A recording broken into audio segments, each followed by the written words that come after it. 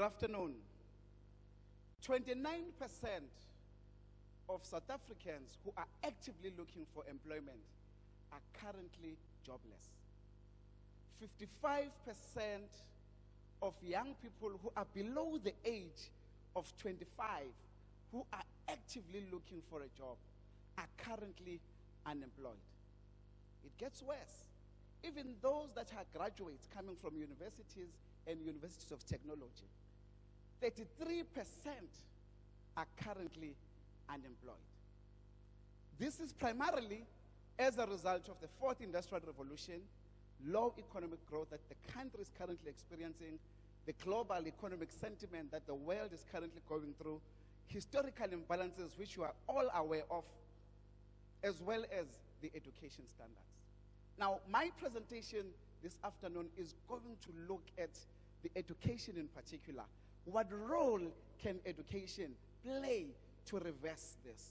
Because if we continue in this current trajectory, things are not going to be looking good. This is Sipho. Sipho is 7 years old. Sipho is currently in grade 1. He's going to have 12 years of schooling, 3 years of university, and in 2035, he's going to be 23 years of age. The question is Sipho going to join the 55% of young people who will be unemployed? Things may even get worse at that time. Or if Sipho goes through university, going to join the 33% who are currently unemployed. The question is, if we continue to do things the way we are, that number may get worse. So we have to change the trajectory. We have to change the future of Sipho. And that relies solely on you and me changing.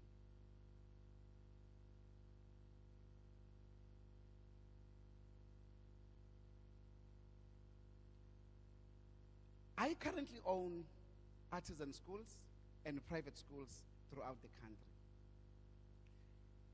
There are two very important skills that I possess from a young age. One of them is innovative thinking, and number two is entrepreneurship. This is me in 1992 when I was 16 doing my matric, grade 12. I was selling hot dogs because the entrepreneurial spirit in me was there. So I said, I'm not going to allow poverty to work against me. Let me do something and make money. This is me in 1999. 3 years into my business, there was a graduation of counselors, having trained counselors for a year jointly with one of the universities in South Africa. This is me in 2001 partnering with one of the 4 big global audit firms in doing consulting work for the government. And this is me a few years ago owning private school. The point I want to make is because of the two skills, one of the ability to think innovatively, and number two, my entrepreneurial skills, I was able to get out of poverty and get to where I am right now. Therefore, I want you, ladies and gentlemen, this afternoon, to think or imagine a world where innovative thinking is going to be part of the curriculum in our schools. A world where entrepreneurship is part of the curriculum. Imagine what can we achieve as a country if that was to happen. Someone is saying, really, Nhlanhla, that is not possible. I don't think we can achieve it. I am telling you now, we are already achieving it in all our schools. In our schools, we teach innovative thinking through a particular concept, which I will share with you just now. And we teach entrepreneurship mainstreamed into the curriculum. In other words, there is no new additional curriculum, whether it's geography, history, mathematics, English, poetry, or anything. It's already infused in the curriculum. So entrepreneurship is already infused. Now, someone might say, what is the difference between innovative thinking and entrepreneurship? Let me explain it to you. Innovative thinking is basically seeing a problem, finding a solution, either through new invention or improving what already exists through productivity and more efficiency. On the other hand, in our school, we teach our learners all the way from grade 1. Think of a grade 1 Sipho 7 years old. We teach them product development. We teach them how to do market research. We teach them how to market their businesses, sell their products or services, how to brand their businesses, both either online or any other channel. We teach them finances, how to raise capital, how to manage the finances, how we even teach them the exit strategy. From an age of 7, these learners are empowered to do all these things. Now, we teach innovation through a concept that you call see, think, innovate. What do we mean by that? It's a Harvard-based model which I propose. I encourage you to go and study. It's called Project Goal. It was designed by Harvard, so it's not our intellectual property. It's open to everyone. Now, it's called see, think, innovate. What exactly is that? You see a problem, whatever problem. It could be poverty, it could be a pothole like in this instance, it could be on your way to work, on your way to school, anywhere. It could be any kind of problem. You see the problem, you think about it, you spend time thinking about what can be done in order to solve this problem, and then wonder. You say, I'm wondering what can be done to solve this problem. When you get to the wonder stage, you're not thinking now, you are thinking about the solution. You're not thinking about the problem, but your focus is on bringing a solution to this problem. So it's called see, think, wonder. It could be anything. You see it, you wonder, and you see it, you think about it, and you wonder what can be done to solve it. I have 3 children. The first one is 13, the second one is 11, and the third one, like Sipho, is 7 years in grade 1. My son, one of the days I asked them, because I asked them daily, what did you see? What did you think? And what did you wonder? My son, who is 7 years old, his name is Mihali. One day, I was coming from a business trip, 2 days, for 2 days. When I came back, came to me and said, Dad, I saw something. I said, my son, what did you see? I saw a bed. Okay, what did you think? I thought we can manufacture or create or design a new bed, Dad. I said, okay, what did you wonder? I was wondering, Dad, if we can design a bed that is able to see when you're getting into the edge of the bed, and through motion sensors, and it puts you back into the middle. You were wondering, why did he think of that? It was simply because he had fallen off the bed a night before. So see, think, wonder. His problem, my son's problem, was falling off the bed. So out of that frustration, out of that problem, out of that change that he's facing at that particular moment, he was able to think of an idea and then wonder what can be done about it. In other words, innovate something. And through that innovation, we are going to go into market within the next 6 to 8 months. And we are going to be bringing those beds in the market. Simply because my son had a problem, he thought about it, he saw it, he thought about it, and he innovated something. I am saying to you, ladies and gentlemen, it is possible for a 7-year-old to think innovatively.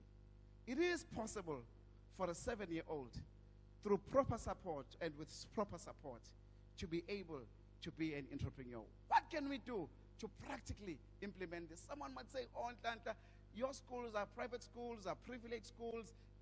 You don't take, how can we take this into the public schools? Now, here are the solutions. Education, I believe, if we can teach innovative thinking, and how do, remember, we haven't, it's not a subject. It's not an additional subject. It's just a way of delivering. It's teachers asking learners after every lesson, what did you see from this poetry lesson? What did you think of it? And what did you wonder? It's teachers asking learners after every mathematics class, after every history class, after every geography class, after every Zulu class, or any language, or any lesson, asking each and every learner. Now remember, what did you see? What did you think? And what did you innovate? Out of every lesson, there's something to innovate. Effectively, every child, their world now opens up towards innovative thinking. Their world now is not limited to what they know. Their world is not limited to what they're used to. They are able to think innovatively.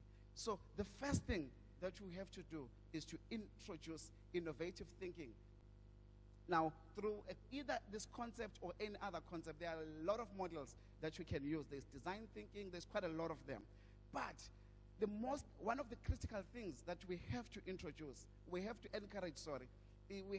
encourage our learners to come up with crazy ideas. Teachers must not limit learners to say, this is a crazy idea. There's nothing such as a crazy idea. And then secondly, obviously, the introduction of entrepreneurship into the mainstream from grade 1. Finally, someone will say, Nhlanhla, let me tell you, this is not possible. As you can see, the financial impact is very minimal. So there is no additional resources that we need except to retrain the teachers, to let the teachers make the teachers understand that they need to give kids a space, to make the teachers give the learners an opportunity to see, to think, and innovate. If you can go with me, see, think, innovate. That's key. It is very important. Now, what is the output? The country is currently sitting with lots of minerals underground, but we are currently struggling to beneficiate those minerals. We believe if we teach our learners from grade 1 all the way to matric and tertiary institutions, our learners are going to be able to come up with solutions to beneficiate those minerals. And secondly, we believe that research and development is going to strengthen as a country. And finally, we will all of a sudden see fourth industrial revolution not as a threat, but as an opportunity. In the meantime, the fourth industrial revolution is a big threat to the labor force. However, if we teach our learners from day 1 when they arrive at school at the age of 7, if we teach SIPO from day 1 when he arrives at school, innovative thinking, I can tell you, SIPO will not be threatened by the 4th or the 5th or the 6th or the 7th industrial revolution, but he will then see it as an opportunity and thrive in making sure that he takes it to the next. And finally, we have a choice. It's either SIPO, along with the 12 million learners that started grade 1 this year, are going to join the 55% of young people in 2035 that are unemployed, or we change their story. How can we change the story? By introducing innovative thinking, by introducing entrepreneurship. Now, all of a sudden, SIPO is not going to be looking for a job, but SIPO is going to become a job creator. One last point, South Africa's employment is currently driven by big corporates. In the event of corporate failure, lots of people lose jobs. However, if we introduce innovative thinking and entrepreneurship, all of a sudden we are going to have a lot of young people who are eager to get into business, but not just eager to get into business, but trained how to run their businesses. As you leave this afternoon, ladies and gentlemen, I challenge you to go and influence at any level, whether it's at government or at school, that we introduce innovative thinking and entrepreneurship. And this country will never be the same again. God bless you.